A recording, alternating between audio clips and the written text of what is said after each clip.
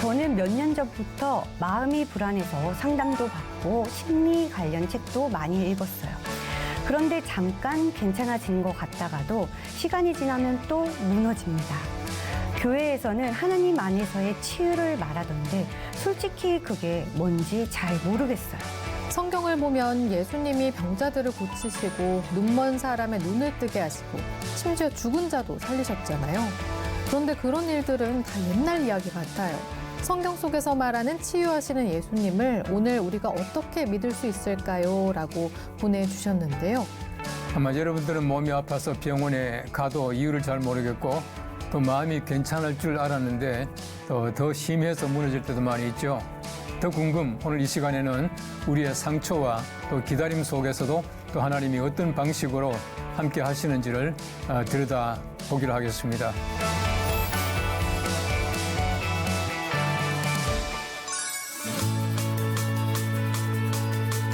예, 샬롬 안녕하세요. 더 궁금해 이성희 목사입니다.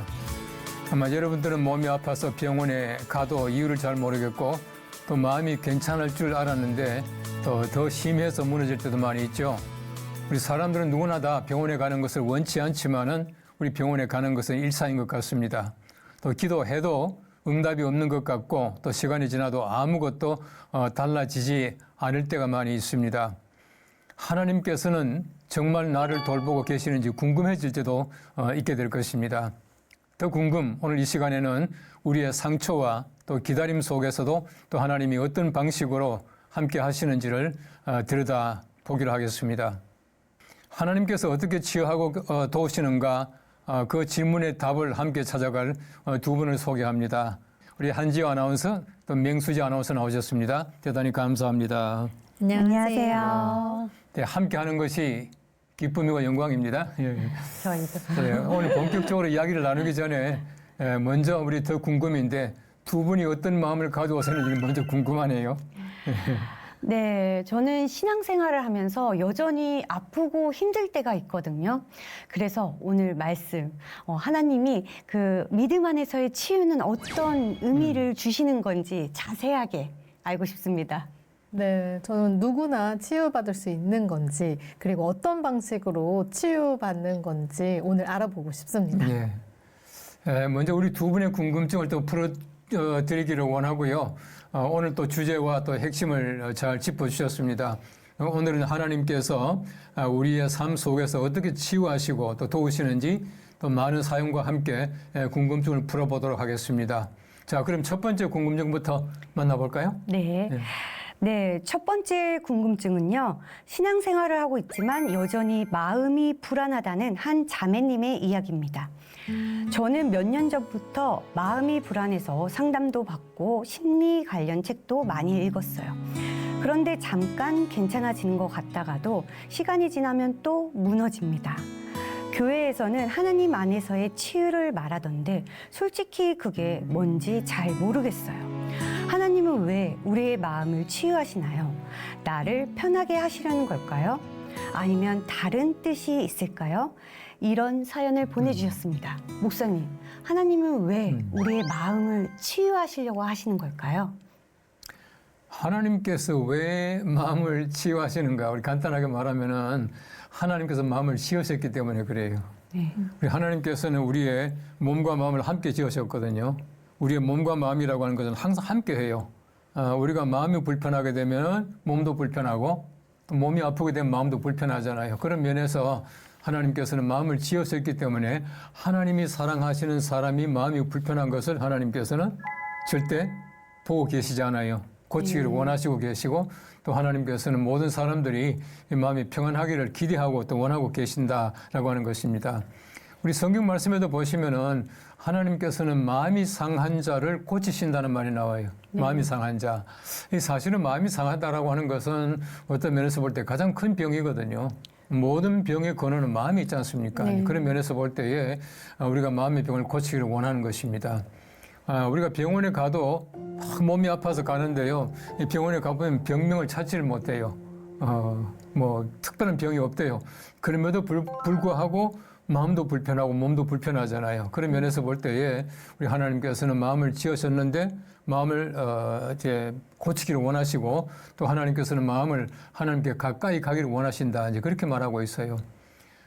우리가 이 샬롬이라고 하는 말을 저도 뭐 참 잘 씁니다만은 이 샬롬이라고 하는 말은 이 평화 또 평강 또 평안 이런 말이거든요. 그런 말인데 이 샬롬이라고 하는 말은 우리 사람들이 주는 평안이 아니에요.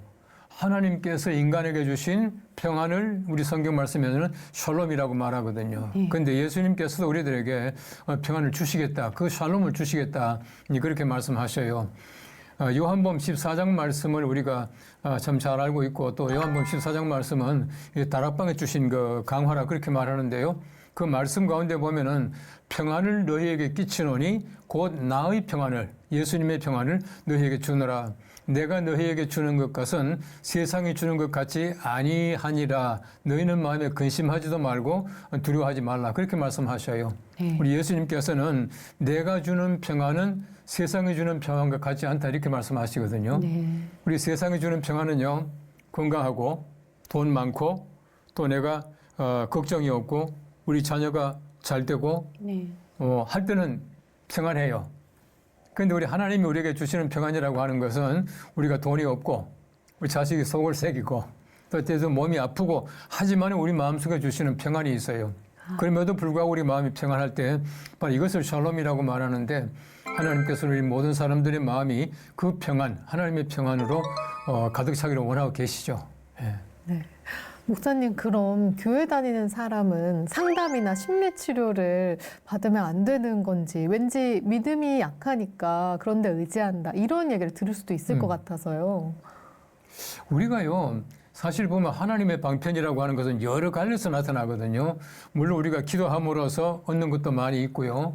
또 우리가 나 혼자서 묵상하면서 마음이 치유되는 것도 있지만은 사실은 보면 우리가 다른 사람을 통해서 우리에게 주시는 하나님의 은혜가 있어요.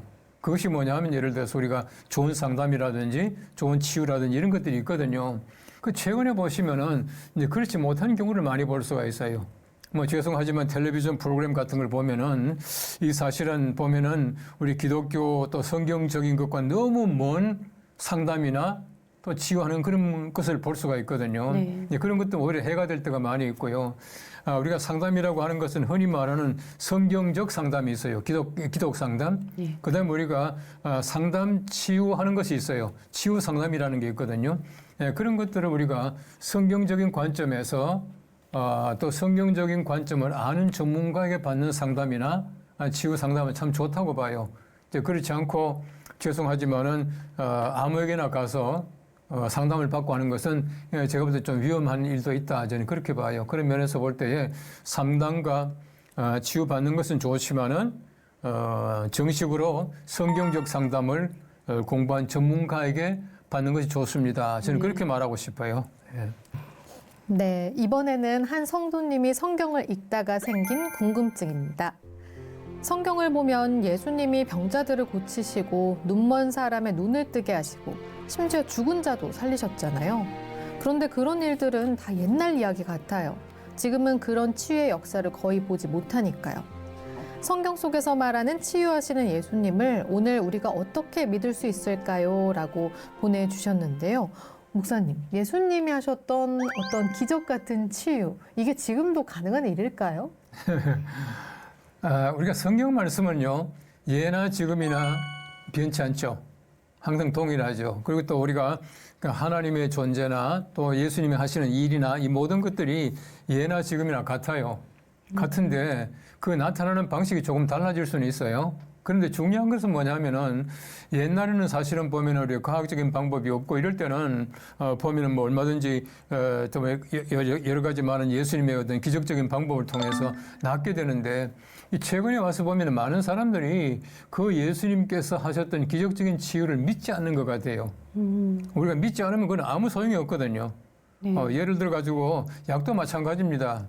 약도 우리가 믿는 마음을 가지고 약을 먹으면 효과가 있겠지만은, 이거 먹으면 낫겠나, 이거 먹으나 말하지만 내가 먹으라 하니까 내가 먹는다 하고 먹어보십시오. 그러면은 효과가 덜 하거든요. 그런 면에서 볼 때에 우리에게 정말 우리 성경 말씀 하나님의 기적을 믿는 그 마음이 제일 중요한 것 같고요. 이 또 한 가지는 보면 우리가 계몽주의 이후에 우리 과학과 지식이 너무 발달하잖아요. 굉장히 인류사에 많은 공헌을 합니다. 과학이 발달함으로 말미암아 얼마나 빨리 진보합니까? 우리 그 편의성이라고 하는 것이 굉장히 중요한데 진보하고 있습니다만은 반면에 과학과 지식이 발달함으로 말미암아 우리 어떤 그 영성, 우리 성경적인 믿음 이런 것들이 약해져요. 약해지다 보니까 요즘 같은 과학 시대에 무슨 기적이 나타나겠냐라고 하는데 나타나겠어요? 안 나타나죠. 그러다 보니까 이제 나타나지 않는 거예요. 또 한 가지 이제 중요한 어떤 신학적인 관점이 있는데요. 우리 신학적으로 말하면은 그 세대 경륜주의라고 하는 게 있습니다. 그 영어로는 그 dispensationalism 이렇게 말하는데 이 dispensation이 뭐냐 하면은 세대에 따라서 하나님의 경륜이 다르게 나타난다 하는 것이에요. 그래서 이제 이분들의 주장은 뭐냐 하면은 우리가 성경 말씀이 말하고 있는 예수님의 기적 같은 그 기적은 예수님과 사도시대에 나타났던 것이지 지금은 아니다라고 보는 관점도 있어요. 있지만은 제가 볼 때는 지금도 나타나는데 지금은 과학시대이기 때문에 많은 사람들이 믿지 않기 때문에 나타나지 않는 것이 많이 있다. 저는 그렇게 보고요. 우리 예수님의 기적은 지금도요. 예를 들어가지고 좀 미안하지만은 좀 뭘까요? 좀 과학이 덜 발달한 나라. 이런 나라에서는 지금도 우리 성경시대 같은 그런 기적들이 많이 나타나고 있어요. 예, 그러니까 우리가 지금 우리 시대에 나타나지 않는다고 해서 없다, 아니다라고 말할 수 있는 것은 아니라고 봐요. 예. 네, 그렇군요. 그렇다면 예전에는 그런 기적, 눈에 보이는 기적들이 있었는데 지금 어떤 방식으로 나타나는지 그리고 또 우리에게 어떤 의미가 있는지도 궁금합니다. 우리 기적이라고 하는 것은요, 그 당시에 나타나고 있던 그런 것과 똑같이 나타날 수가 있는데, 단지 다르다는 것은 뭐냐면은, 우리 성경 말씀에 보시면은 꼭 우리가 어떤 기도라든지 또 예수님의 기적적인 방법, 이것만 문제가 아니라 우리들에게 과학적인 방법, 바꿔 말하면은 의술과 약 같은 것들도 굉장히 중요하다라고 하는 것을 알 수가 있어요. 지난번에 제가 한번 얘기한 것 같은데요. 예, 사실은 보면은 우리 그 야고보서 성경 말씀에 보시면은 너희 가운데 병든 자가 있느냐? 그들은 교회 장로들을 청할 것이요. 교회 장로들은 그들에게 병자들에게 기름을 바르고 기도하라 그렇게 말하고 있어요. 이 기름을 바른다는 것은 약을 쓴다는 것이거든요. 이 고대 사회의 기름이라고 하는 것은 약이에요. 그러니까 지금도 약을 쓰고 기도도 하라 이렇게 말하고 있어요. 네. 그건 뭐냐 하면은 우리 의술과 약도 하나님이 주신 것이다라고 하는 것이죠. 네. 그런 면에서 우리가 기도하고 약을 쓰고 기도하고 병원에 가서 치료하고 하는 것이 필요하다는 것이죠. 그렇기 때문에 저는요, 둘 다가 필요하다고 봐요. 이 성경 말씀에 보시면요, 예수님께서도 보면은 그 의사의 존재를 무시하지 않았거든요. 병든 자에게는 의사가 필요하다라고 말씀했거든요. 네. 그러니까 의사가 없는 것이 아니라 의사도 필요하고요. 병든 자에게 필요하고 우리 기도도 필요하고 둘 다를 통해서 우리가 어떤 치유 효과를 훨씬 더 높일 수 있다고 보는 거죠. 예. 네, 성경 속의 그 치유의 이야기가 과거의 이야기가 아니고 지금 내 삶에도 하나님의 기적을 바라는 마음으로 하나님을 바라보면 실제로 이루어진다는 말씀인 거죠. 그럼요. 그것도 그렇고요. 실제로 보시면은요, 하나님께서는 하나님이 지으신 사람들이 얼마나 하나님께서 아끼는 사람들입니까? 하나님의 자녀거든요. 아들, 딸이거든. 우리가 아이들을 키우다 보면요, 아이들이 아파 보십시오. 정말 죽을 만큼 아프면은 내가 죽는 게 낫다 그러잖아요. 이제 그만큼 사실은 보면은 우리 부모 마음이 애타거든요. 그게 바로 하나님의 마음도 그렇다고 봐요. 네. 아마 그렇다기보다 그 이상인지 모르죠. 그런데 우리 사람들이 병들고 신음하고 아파하고 고통당하고 마음 상하고 절대 원치 아니하셔요. 고치기를 원하셔요. 예. 네. 다음으로 한 초신자님의 사연입니다. 갱년기가 시작되면서 몸이 자꾸 뜨겁고 잠도 잘 못 자요. 그런데 더 힘든 건 마음이에요. 이유 없이 눈물이 납니다. 친구의 건의로 몇 달 전부터 교회를 다니기 시작했는데요. 예배 때마다 하나님 제 마음을 좀 고쳐주세요. 다시 웃을 수 있게 해주세요. 하고 기도하지만 여전히 공허하고 불안합니다. 하나님은 제 기도를 듣고 계신 걸까요? 언제쯤 어떤 방식으로 저를 치유해 주실까요? 이런 고민을 보내주셨는데요. 하나님은 어떤 방식으로 어떻게 우리를 치유해 주시는 걸까요? 이건 참 우리가 초신자들이나 많은 분들이 느끼는 걸 거예요. 내가 어떤 마음의 고통을 가지고 있는데 아무리 기도해도 하나님께서 듣지 아니하시고 언제쯤일까라고 하는 생각을 많이 하는데 저는 이제 그분에게 이렇게 권하고 싶어요. 무슨 마음이 비었다라고 말하는데 마음이 비면 안 돼요. 공허하면 안 돼요. 네. 우리 세상 사람들은 여전히 마음을 비웠다라고 말하고 있고 우리 소위 말하는 그 인도의 신비 종교나 여러 많은 신비 종교들의 목적은 뭐냐 하면은 그들이 묵상하면서 마음을 비우는 것이에요. 우리는 마음이 비는 것이 목적이 아니거든요. 마음 비우면 절대 안 돼요. 채워야 돼요. 우리는 오히려 우리가 예수 그리스도로 우리 마음이 채워져야 그때 공허하지 않고요. 그래서 마음의 병이 고쳐지게 되고 마음이 그러니까 안정감, 평안할 수가 있게 되는 것이거든요. 그런 면에서 자꾸 하나님께서 우리 마음이 비었습니다. 이렇게 생각하지 말고 저는 그분에게 그렇게 권하고 싶어요. 예수님께서 내 마음에 오셔서 내 마음을 채워달라고 기도하십시오라고 권하고 싶어요. 네. 우리 성경 말씀해 보시면은요, 예수님께서 이런 비유를 말씀하셔요. 어떤 그 7 귀신 들린 사람이 귀신을 다 쫓아냈어요. 그리고 이제 성경 말씀 보시면은 다 쫓아내고 집이 깨끗하게 되었다. 청소하고 깨끗하게 되었다라고 말하는데 귀신이 와보니까 집이 비어있고 너무 깨끗하거든요. 네. 그러니까 자기보다 더 악한 귀신 7을 데리고 들어왔다 이렇게 말하고 있어요. 그러니까 우리가 비어있으면 뭔가 자꾸 차게 되어 있습니다. 네. 그러니까 빈 그대로 있는 것이 아니고 채워지게 되어 있으니까 우리는 잘못하면 세상에 옳지 않은 것으로 채워지게 되어 있어요. 네. 그러니까 오히려 비워버리면은 더 악한 귀신 7이 들어올 수 있으니까 네. 그렇게 하지 말고 우리가 우리가 마음을 비운 다음에는 예수 그리스도로 채워야 공허하지 않고요. 우리 모든 것이 다 치료될 수가 있어요. 네. 그러니까 예수님을 흔히 말하는 대로 우리 마음에 초청하시고 우리 마음속에 예수 그리스도가 채워지게 될 때는 공허함도 느끼지 않고요. 혼자 있어도 외롭지 않고요. 그렇습니다. 그래서 이 수도사들은 보면은요, 사막 같은 데 동굴에 들어가서 혼자 있잖아요. 혼자 있으면서도 외롭지 않아요. 그 사람들은 그 고독이라고 하는 말을 쓰는데 이 고독이라고 하는 것이 우리가 혼자 있는 고독이 아니에요. 내가 혼자 일부러 나 혼자 있음을 느끼면서 나 혼자 있지만은 예수 그리스도와 함께 있는 것을 느낄 수 있도록 내가 마음을 이게 다듬어 가는 것이에요. 네. 이런 것들이 필요한데 아무쪼록 이제 그분도 마찬가지로 예수님이 그 마음속에 채워지게 되면은 공허하지 않고 또 마음이 불안하지 않고 또 건강하게 될 거예요. 예. 네. 네.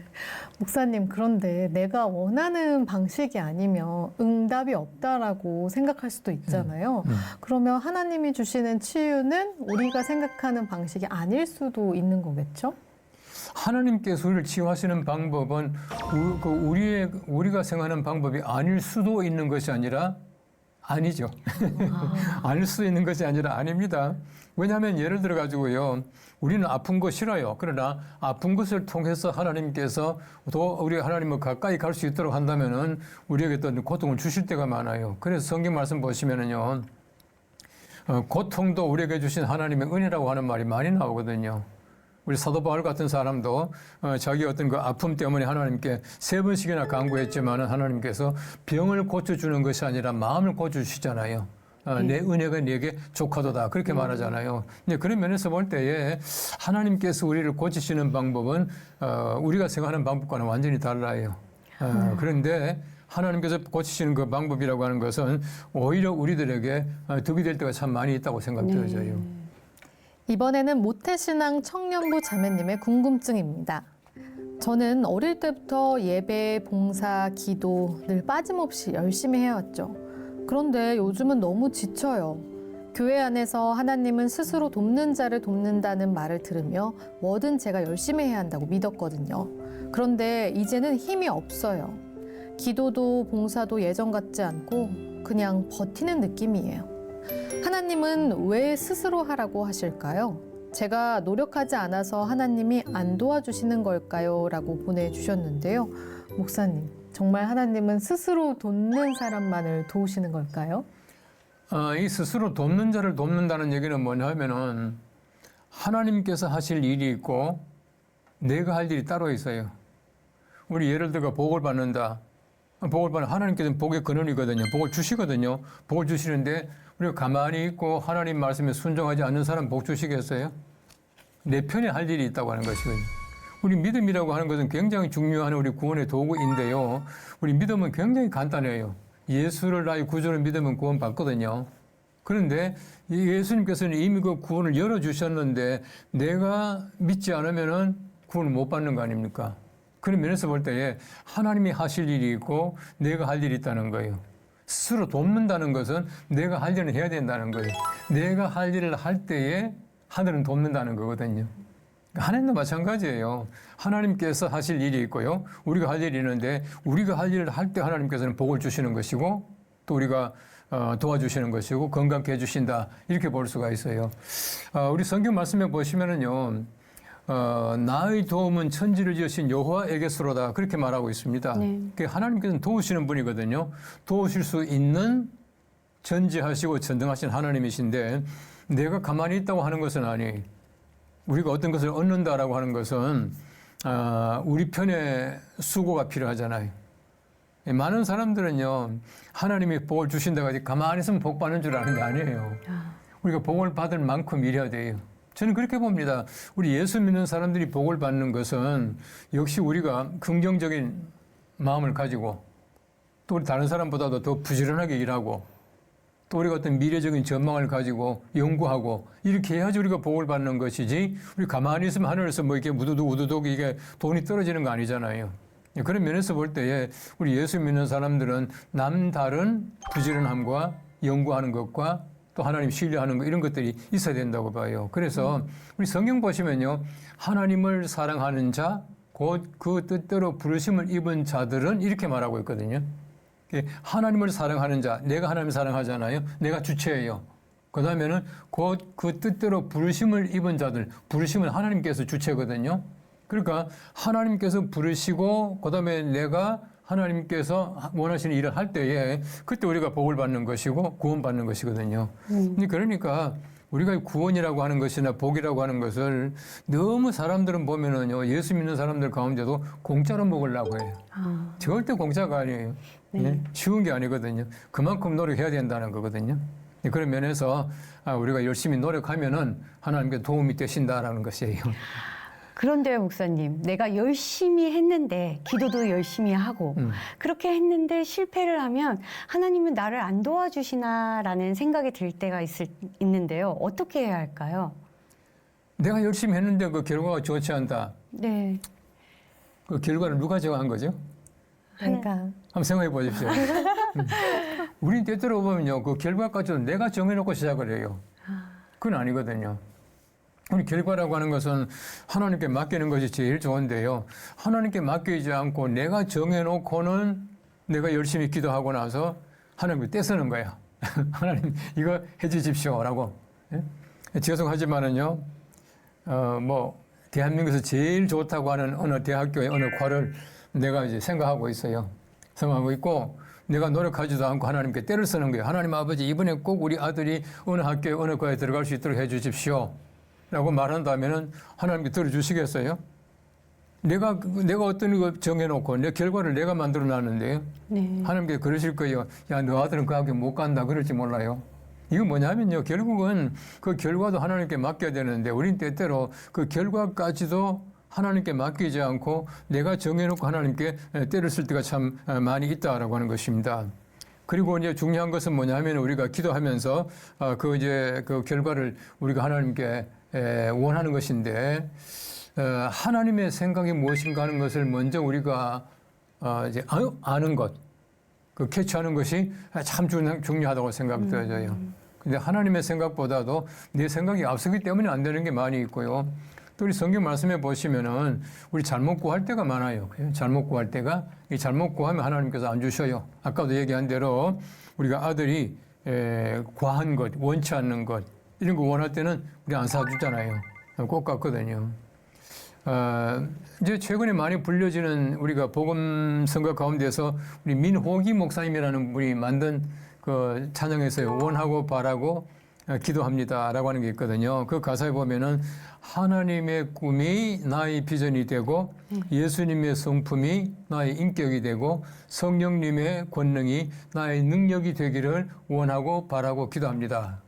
저는 거기에서 하나님의 꿈이 나의 비전이 되고라고 하는 말이 참 좋아요. 네. 하나님께서 원하시는 것이 내 비전이 되고 또 하나님께서 나에게 원하는 것이 무엇인가라고 하는 것을 내가 찾아가는 것이거든요. 이것이 바로 내가 원하는 것이 되어야 되는데 그렇지 못하고 내가 원하는 것을 만들어 놓고 하나님께서 하나님 내가 원합니다. 내가 정했습니다. 하나님 이렇게 해주셔야 됩니다. 라고 하는 것은 원하고 바라고 기도하는 것이 아니라는 거죠. 이번엔 한 집사님의 고민입니다. 저는 교회에서 오랫동안 찬양팀으로 섬기고 있습니다. 처음엔 하나님이 모든 걸 주관하신다는 믿음으로 정말 기쁘게 찬양했어요. 그런데 지금은 연습도 많고 예배 전에는 늘 긴장되고 가끔은 부담감이 크게 느껴집니다. 최근에 설교 시간에 순종해야 하나님이 역사하신다는 말씀을 들었는데 마음이 조금 혼란스러워졌어요. 결국 내가 순종해야 하나님이 도와주시는 걸까요? 혹시 내가 부족해서 하나님이 일하시지 않으시는 건 아닐까요? 라고 궁금증을 보내주셨는데요. 목사님, 순종은 하나님이 도우시기 위한 조건일까요? 아니면은 다른 의미가 있는 걸까요?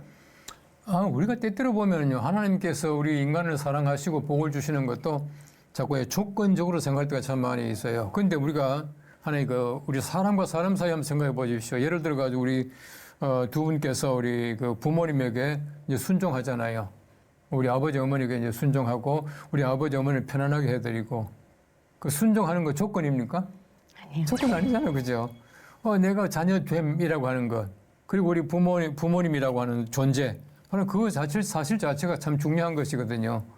순종이라고 하는 것은 어떤 면에서 볼 때는 우리가 복을 받기 위해서 하나님께서 내게 뭘 주시기 위해서 순종하는 것은 아니거든요. 하나님께 뭘 달라고 해서 순종하면 그건 올바른 순종이 아니죠. 성경 말씀이 가르치고 있는 순종이라고 하는 것은요, 굴종이 아니에요. 이 성경 보시면은 누구에게 순종하라는 말이 여러 번 나오는데 아내들아 남편에게 순종하라. 소위 말하는 그 종이 자기 상전에게 굴복하고 종속적인 관계, 굴종하듯이 하는 것이 아니에요. 이 성경 말씀이 가르치는 순종이라고 하는 그 단어 자체가 사랑하는 마음을 가지고 기쁜 마음으로 따라준다라고 하는 뜻을 가지고 있어요. 네. 그리고 이제 성경 말씀에는 보시면은 자녀들아 부모님께 순종하라 그렇게 말하죠.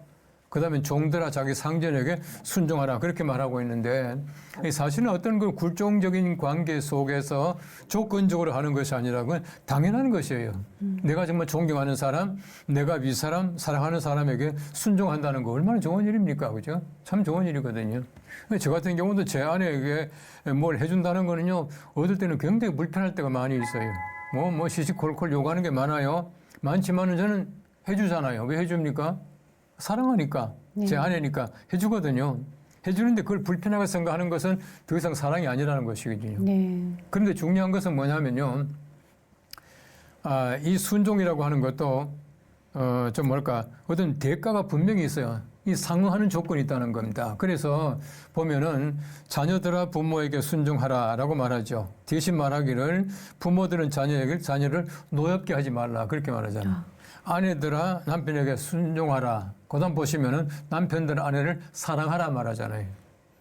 그 다음에 우리가 보면은, 이제 그 종들아 상전에게 순종하라. 그렇게 말하면서 또 상전들은 종에게 위협하지 말라. 그렇게 말하고 있거든요. 그러니까 사실은 보면 어떤 면에서 인간 관계를 얘기하고 있는 것이 하나님 그래도 마찬가지입니다. 하나님께서 우리들에게 사랑하신다라고 하는 그것 때문에 우리가 순종하는 것인데 순종해야 사랑하는 것이 아니라는 것이 조건이 아니라는 겁니다. 서로가 어떤 관계 속에서 우리가 상응하는 어떤 그 관계를 서로 가지고 있다라고 하는 것이거든요. 그런 면에서 우리가 순종한다라고 하는 것도 마찬가지로 그런 마음에서 순종하시게 되면은 하나님께서 아마 크게 은혜를 주시고 또 도와주실 것이에요. 예. 네, 그렇다면 하나님의 치유나 도우심을 경험한 사람들은 그 이후에 어떻게 살아야 할까요? 그냥 하나님 감사합니다 하고 이제 입을 싹 닫으면 되는 걸까요? 예를 들어서 우리가 사랑받았다라고 하는 것은 사랑할 책임이 있겠죠. 이 관계 속에서. 그리고 중요한 것은 뭐냐면은 은혜 주시었다라고 하는 것, 하나님께서 우리들에게 은혜를 주셨다라고 하는 것은 은혜 주신 그분에 대해서 내가 그분의 뜻대로 살아가는 것이 원칙 아니겠어요? 네. 그게 하나의 삶이지 않겠습니까? 우리 사람과의 관계도 마찬가지라고 생각되어져요. 정말 내 남편이 나를 사랑해 주는데 내가 남편의 뜻대로 살아가는 것. 남편이 원하는 대로 살아가는 거. 이건 당연한 것이거든요. 네. 우리 사람과의 관계에서도 마찬가지지만은 우리가 하나님과의 관계에서도 마찬가지로 내가 은혜를 받았으면은 은혜 주신 자에 대해서 내가 은혜 주신 자의 뜻대로 살아가 주는 것. 이것이 바로 우리가 할 일이라고 생각되어져요. 자, 이제 우리가 더 궁금한 그 OS 퀴즈 시간입니다. 오늘은 치유하시고 도우시는 하나님에 대해서 조금 더 깊이 생각해 볼 수 있는 문제들을 준비했습니다. 우리 OS 퀴즈라고 하는 것은 더 우리 깊이 알기 위해서 하는 것이기 때문에 우리 시청자 여러분들께서도 마음속으로 함께 O인지 X인지 함께 참여해 주시면 참 좋겠습니다. 첫 번째 문제 드리겠습니다. 약이나 치료에 의지하면 믿음이 약한 것이다. 하나, 둘, 셋. 두 분 다 X네요. 왜 X죠? 네, 목사님께서 약도 하나님이 주신 거고 하나님 안에서 만들어진 거기 때문에 그 약을 감사함으로 받아들여야 될 것 같습니다. 예. 네, 마찬가지로 그 약과 기도는 같이 가야 한다고 말씀해 주셨던 게 기억에 납니다. 네. 그 약도 사실은 보면 전부 하나님의 것이거든요. 네. 약을 만드는 원재료가 모든 게 전부 다 하나님께 주신 것이잖아요. 뚝 떨어지는 것이 아니고 우리가 어떤 물질에서부터 이제 약을 만들어내는 것이니까 하나님이 주신 것이고 의술도 마찬가지예요. 고치시는 분은 하나님이시거든요. 그렇기 때문에 약과 의술과 우리 기도가 함께 해야지 건강해지고 빨리 낫습니다. 네. 두 번째 문제 드리겠습니다. 하나님 안의 치유는 하나님과의 관계를 회복시켜 그분의 영광을 드러내는 것을 목표로 한다. 하나, 둘, 셋. 예, 한 번은 O, 한 번은 X. 네. 예, 왜 O죠? 하나님의 치유는 우리를 사랑하시기 때문에 우리가 그 하나님의 치유를 받고 딱 입을 싹 닫으면 안 될 것 같고 하나님의 영광을 드러내며 하나님께 순종하며 나아가야 될 것 같습니다. 네. 네. 예, 수희 고민을 했는데요. 이 하나님과의 관계를 회복시켜라는 말에서 고민을 했는데, 회복을 해야 하는 상태의 관계가 아닐 수도 있겠다. 그러니까 언제나 사랑을 주시고 관계에 문제는 없지만 이제 나 혼자 겪는 문제로 뭔가 도움을 요청하고 그거에 대해서 또 치유를 주실 수 있지 않을까라는 또 생각이 들었습니다. 예, 두 분 다 굉장히 그 중요한 말씀 하셨는데요. 사실은 보면 우리가 치유했다, 나았다라고 하는 것은 하나님의 영광이 목적이거든요. 근데 이제 그 수지 씨 말도 굉장히 중요한 의미를 가지고 있어요. 제가 볼 때는요. 왜냐하면은 사실은 보면 우리가 낫지 않아도 하나님께 영광을 드려야 돼요. 바로 이제 그 얘기인데, 그죠? 그렇기 때문에 사실은 우리가 나았다라는 것 때문에 하나님께 영광이 아니라 낫든 안 낫든 결과는 하나님의 영광을 드려야 된다. 그 굉장히 중요한 얘기거든요. 네. 그러나 어쨌든 우리 기적의 목적은 하나님의 영광이고 현상이 아니다. 내가 나았다. 그다음에 뭐 내가 죽었다 살았다. 이것은 아니라는 것이거든요. 네. 예, 참 중요한 얘기입니다. 세 번째 문제 나가겠습니다. 하나님이 침묵하실 때는 우리를 도우시지 않는 것이다. 하나, 둘, 셋. 예, X입니다. 예, 왜 X죠? 네, 하나님의 침묵의 시간도 하나님을 더 묵상하며 하나님의 때를 기다리는 자가 되어야 된다고 생각이 들어서입니다. 네. 네, 하나님은 언제나 듣고 계시다고 생각이 들어서 이렇게 답을 했습니다. 네. 예.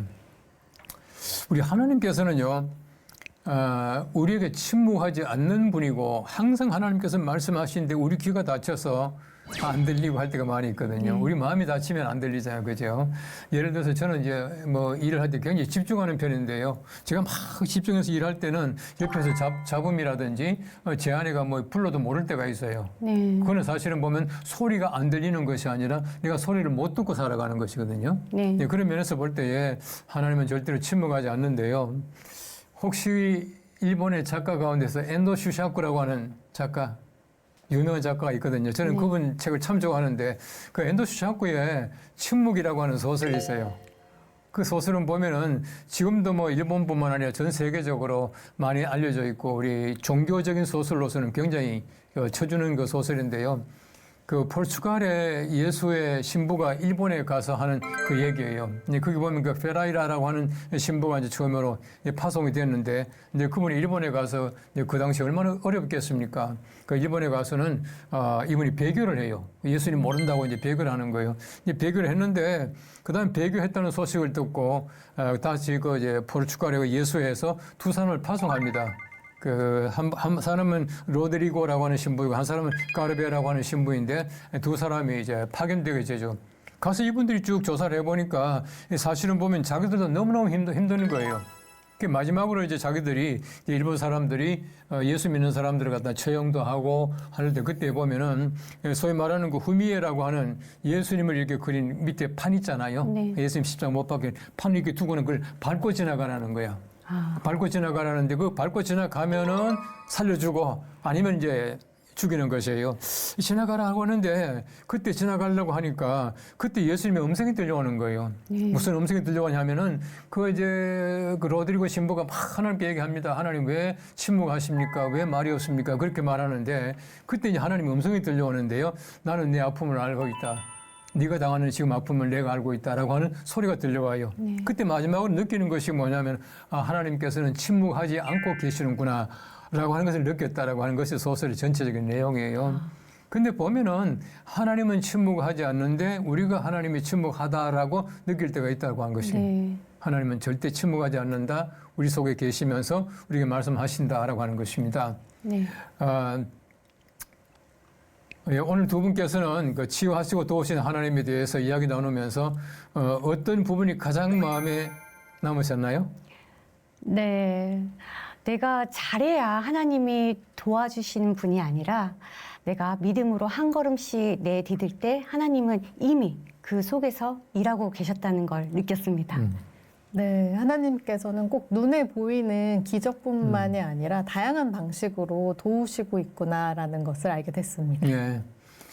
두 분의 말씀처럼 우리 하나님의 치유와 도우심은 이미 우리의 삶 안에서 시작되고 우리 모든 분들 안에 계시다고 봅니다.